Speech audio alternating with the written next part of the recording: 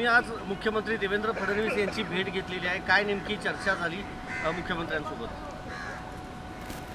महाराष्ट्रामध्ये शेतकरी फार अडचणीत आलेला आहे. शेतकऱ्यांचं जे पीक आहे मोठ्या मेहनती आणि कष्टाने पिकवलं ते घेतलं जात नाही. पिकवलेल्या पिकाला पाहिजे त्या पद्धतीचा भाव मिळत नाही, उलटं कमी पैशाने विकावं लागतं. आणि त्याबद्दलचं एक धोरण प्रॉपरली सरकारने महाराष्ट्रात तयार करावं ही भूमिका त्यांच्यासमोर आम्ही मांडली. आणि जो आत्ता अडचणीत आलेला शेतकरी आहे त्याला मदत केली पाहिजे ही भूमिका आमची आहे. दुसरा महत्त्वाचा प्रश्न जे महाराष्ट्रामध्ये महाराष्ट्राच्या अस्मितेला ज्या प्रकरणाने कलंक लावला, खरात प्रकरणाने, त्या खरात प्रकरणाबद्दलची ही चर्चा त्यांच्याबरोबर माझी झालेली आहे. आणि याच्याबद्दलचं जे कोणी लोक याच्यामध्ये आहेत त्या सगळ्यांवर तातडीनं कारवाई कशी करता येईल त्या पद्धतीचा एक भूमिका आम्ही मांडलेली आहे. आणि मग विकासाची जी काही कामं असतात त्याबाबतची चर्चा त्यांच्याबरोबर झाली.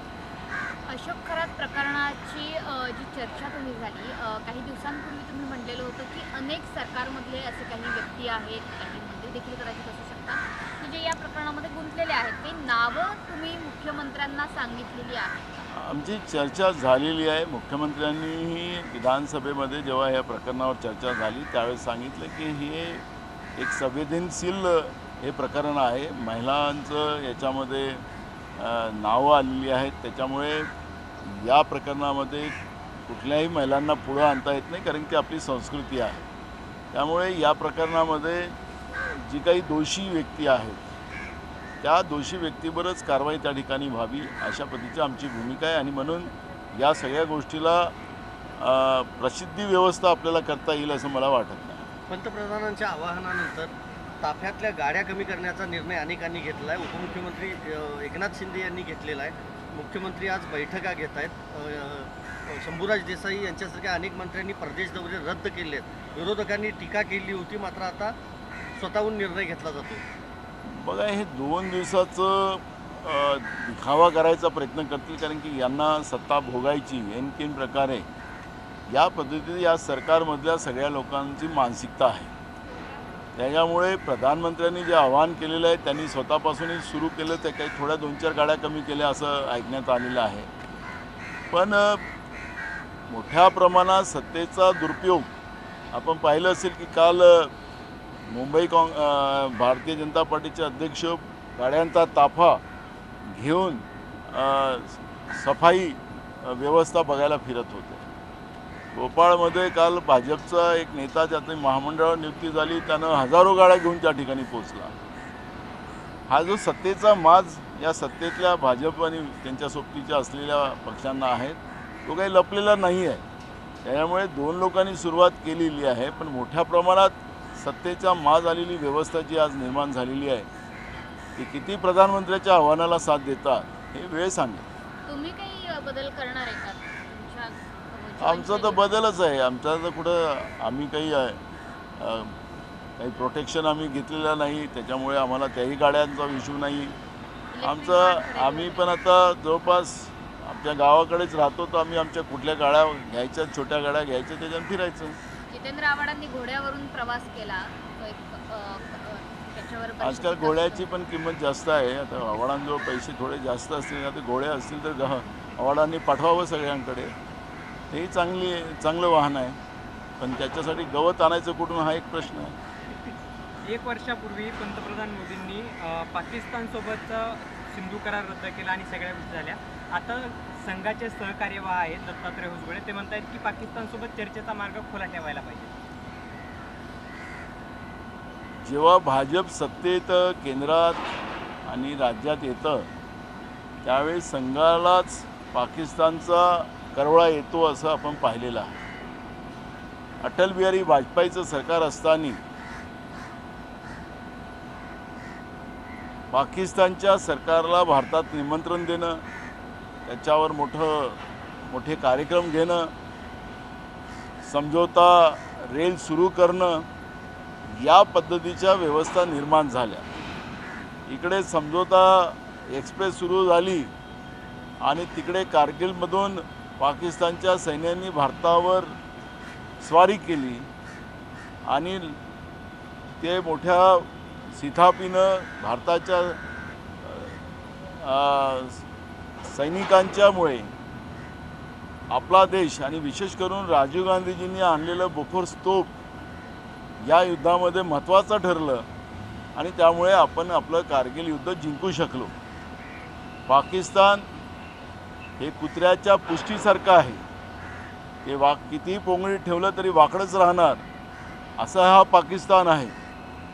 आणि म्हणून ज्यावेळेस सत्ता काश्मीरमध्ये आमच्या तरुण जवळपास 26 मुलांना त्या ठिकाणी त्या पाकिस्तानी आतंकवाद्यांनी मारलं आणि आमच्या तरुण भगिनींना विधवा केलं, त्यावेळेस आमचे नेते राहुल गांधींनी भूमिका घेतली की आरपारची लढाई लढली पाहिजे आणि आरपारची लढाई लढून पाकिस्तानला आता त्याची जागा दाखवली पाहिजे.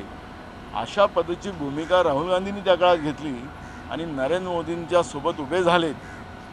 पण ऑपरेशन सिंदूरच्या युद्धामध्ये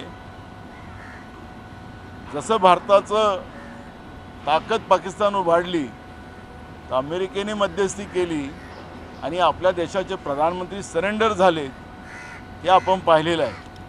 आणि म्हणून नरेंद्र मोदी जिथपर्यंत देशाचे प्रधानमंत्री आहेत तिथपर्यंत पाकिस्तान आपल्यावर वाकड्या डोळ्यानं बघेल, आपल्या देशाचं नुकसान करेल, आपल्या देशाच्या जीवहानीचं नुकसान करेल.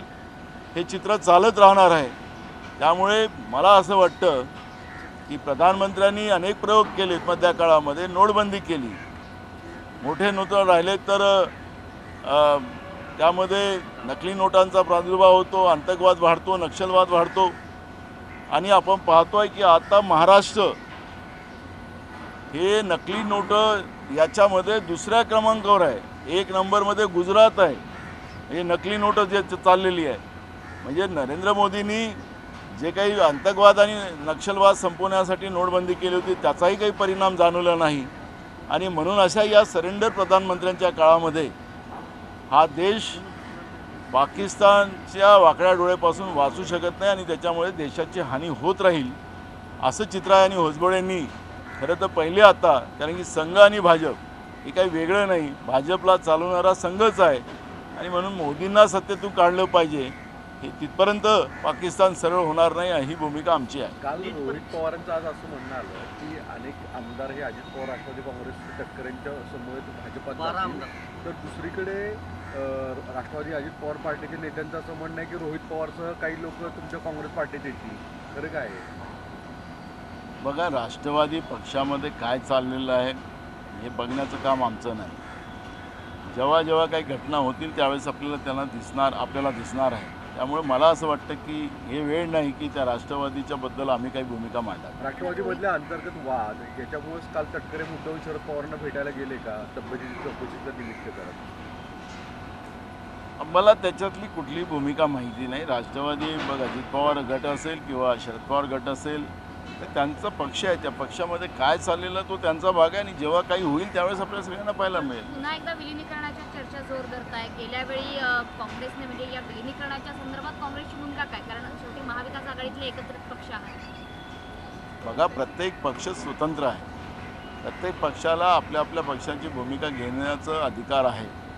त्यामुळे राष्ट्रवादी शरद पवार गट काय करतो आहे का नाही करत आहे तो त्यांच्या पक्षाचा प्रश्न आहे.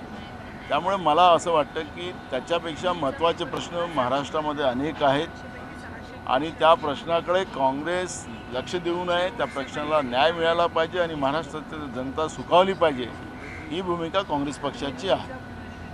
नीटची परीक्षा पुन्हा एकदा कॅन्सल झाली आहे. लाखो विद्यार्थ्यांचं भवितव्य आता पुन्हा धोक्यात आहे. त्याचं कनेक्शन महत्त्वाचं म्हणजे नाशिकमधून उघड झालं आहे. महाराष्ट्रातलं पेपर फुटायची सुरुवात झाली. आमचे नेते राहुल गांधीजींनी या अमृतकालाचं एक चांगलं उदाहरण काल दिलं आणि आता विषकाळ चाललेला आहे अशा पद्धतीची भूमिका मांडली आहे. या वाक्यामध्येच खूप सारं दडलेलं आहे. नीटसारख्या परीक्षा ज्यामध्ये लाखो विद्यार्थ्यांचं भविष्य या परीक्षामध्ये असते. आपल्या महाराष्ट्रामध्ये आपण पाहिलं की 12वीचा निकाल ज्या दिवशी लागला त्याच्या दुसऱ्या दिवशी नीटची परीक्षा झाली. म्हणजे 12वीचा निकाल लावायची गरज नव्हती त्या काळामध्ये, नाही तर 8 दिवसाच्या पहिले लावू शकत होतं राज्यातलं सरकार, किंवा 8 दिवसाच्या नीटच्या परीक्षेच्या नंतर लागू शकत होतं. पण महाराष्ट्रातल्या मुलांना मुलींना या नीटच्या परीक्षेमध्ये नापास कसं करता येईल याच्यावरची व्यवस्था राज्य सरकारने केली होती. आणि आता जे काही नीटचा पेपर लीक झाला तो नाशिकमधून झाला हे उघडकीस आल्यानंतर महाराष्ट्र हे भ्रष्टाचाराचं हे मोठं माहेरघर झालं आणि महाराष्ट्रामध्ये कायदा सुव्यवस्था आता बाकी राहिलेलं नाही हे या निमित्तानं स्पष्ट झालेलं आहे. हे याच्यातून आपल्याला सांगता येईल. तर रोहित पवार यांनी आरोप केला आहे की नाशिकमध्ये अशोक खरात प्रकरणात जी SIT नेमणूक करण्यात आलेली आहे ते SIT अधिकारी सुद्धा काही प्रमाणात आता पैसे घेत आहेत असं रोहित पवारांचा आरोप आहे. मला वाटतं की महाराष्ट्रामध्ये आता पुढच्या महिन्यामध्ये विधिमंडळाचं अधिवेशन येत आहे. मार्चच्या अधिवेशनामध्ये खरंच प्रकरण पुढं आलं.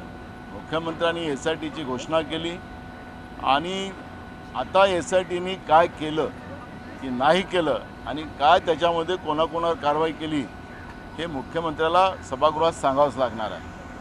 त्याच्यामुळे या सगळ्या प्रकरणामध्ये SITच्या अधिकाऱ्यांनी काय पाप केलं की नाही केलं याची माहिती आमच्याकडेही आहे, रोहित पवाराकडेही असेल. आणि म्हणून सरकार उत्तर काय देतं त्याच्यावर आपल्याला खूप साऱ्या गोष्टी आपल्याला पुढच्या काळात मांडता येतील असं मला वाटतं. तुम्ही आज CMला काय भेटलं काय सांगितलं सर RSS जनरल सेक्रेटरी गोसाबळे यांनी सांगितलं की क्रिकेट म्हणजे खेळ सुरू ठेवायला पाहिजे असं सुद्धा त्यांचं म्हणणं आहे. नाही, निवडणुकीच्या वेळेस पाकिस्तानचा विरोध करायचा RSSनी आणि भाजपनी, आणि आता त्यांच्याशी क्रिकेट चालू ठेवायचा, असं हे दोघली राजनीती ही जी भाजप आणि RSSची आहे त्याच्यातून हे स्पष्ट होते आहे क्रिकेटच्या खेळापासून. थँक्यू. सर हिंदीमध्ये ABP माझा, उघडा डोळे बघा नीट.